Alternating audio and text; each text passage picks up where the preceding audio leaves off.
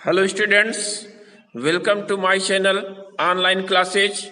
और आज हम लोग कक्षा 10 सामाजिक विज्ञान और इसके कुछ हम लोग अगले टॉपिक की बात करेंगे।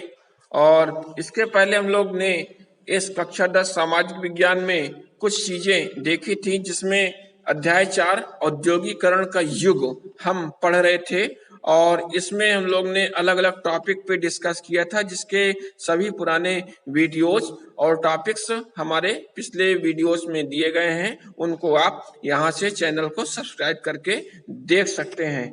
इसके बाद आज हम लोग कुछ और बातें करेंगे और इसमें हम लोग ये देखते हैं कि दो टॉपिक क्लियर होंगे। सबसे पहले हम लोग कारखाना प्रणाली के बारे में बात करेंगे कि ये कारखाना प्रणाली क्या है। ठीक है, ये इंपॉर्टेंट प्रश्न है। तो कारखाना प्रणाली ये क्या सिस्टम था और कैसे ये स्टार्ट हुई, इसके बारे में आज हम लोग चर्चा करते हैं। तो हुआ क्या कि शुरुआत में पहले तो हाथ से ही काम होता था और जो कारीगर होते थे वो काम करते थे, आसपास से कच्चा माल लाते थे। इसके बाद धीरे धीरे छोटी छोटी मशीनें आ गई और उन छोटी मशीनों से कार्य शुरू कर दिया गया। अब जब छोटी मशीनों से कार्य शुरू कर दिया गया तो फिर 18वीं शताब्दी में क्या हुआ, कुछ साधनों का और विकास हुआ। शक्ति के साधन आए, बिजली वगैरह आ गई, उसमें भाप शक्ति आ गई। तो अब क्या है कि जब शक्ति के साधन आ गए तो मशीनें कुछ बड़ी बनने लगी, उसमें तकनीक और बढ़ गई, बड़े बड़े कारखाने बनने लगे और फिर वहां पे जो उत्पादन होने लगा वो बड़े पैमाने पे उत्पादन किया जाने लगा।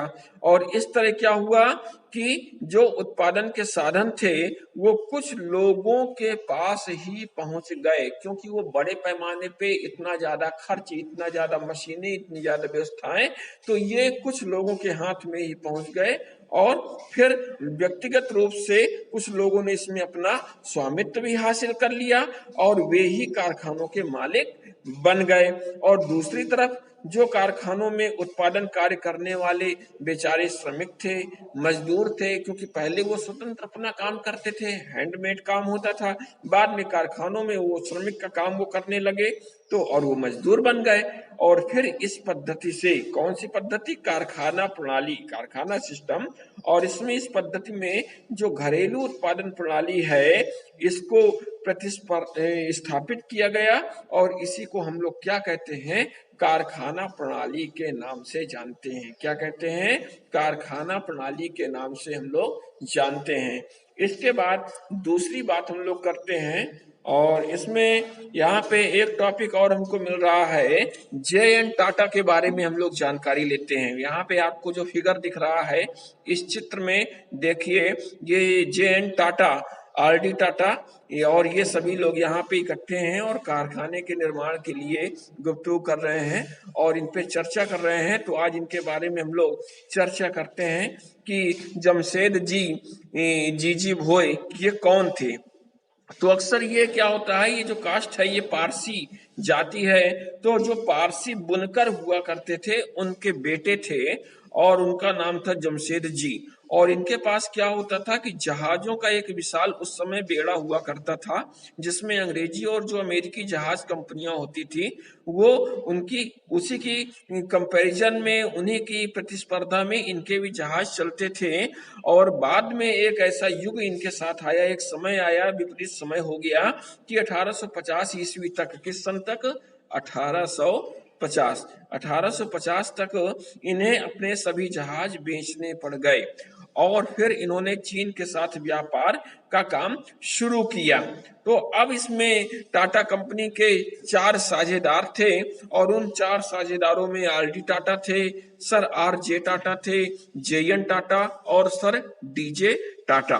तो यहाँ पे हम लोग बात करते हैं कि जे.एन. टाटा ये क्या थे और भारतीय उद्यमी के रूप में ये कैसे उभर करके सामने आए। तो जो जे.एन. टाटा थे ये 1912 ईस्वी में जमशेदपुर, अब ये जमशेदपुर कहाँ है? झारखंड में है। तो जमशेदपुर में जहां पे देश का पहला लौह इस्पात संयंत्र स्थापित किया गया है वहीं पे। तो अब भारत में जो भी लौह इस्पात उद्योग चला, शुरुआत में सूती वस्त्र उद्योग में काफी बाद इसके शुरू हुआ ये, और वहां पे औद्योगिक मशीनरी लगाई गई, रेलवे और लोकोमोटिव क्षेत्र लगाए गए, और वहां पे सामानों का आयात कार्य किया जाता था, लेकिन वो फिर भी तेजी से प्रगति नहीं कर पाया।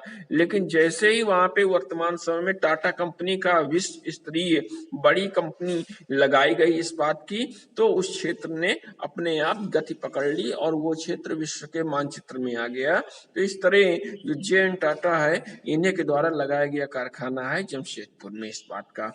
तो इस तरह आज हम लोगों ने ये 2 टॉपिक क्लियर किए, और इन टॉपिक को देखने के बाद आप लोग इसको क्लियर कर लीजिएगा, नोट्स बना लीजिएगा, और जिसके पास भी लास्ट वीडियोस हमारे नहीं हैं, पुराने सभी टॉपिक्स, वो इसको सब्सक्राइब करके पुराने वीडियोस को ढूंढ सकते हैं और वहां से वो नोट्स बना सकते हैं। तो हम लोग नेक्स्ट टर्न में और अगले टॉपिक के साथ फिर मिलते हैं, तब तक के लिए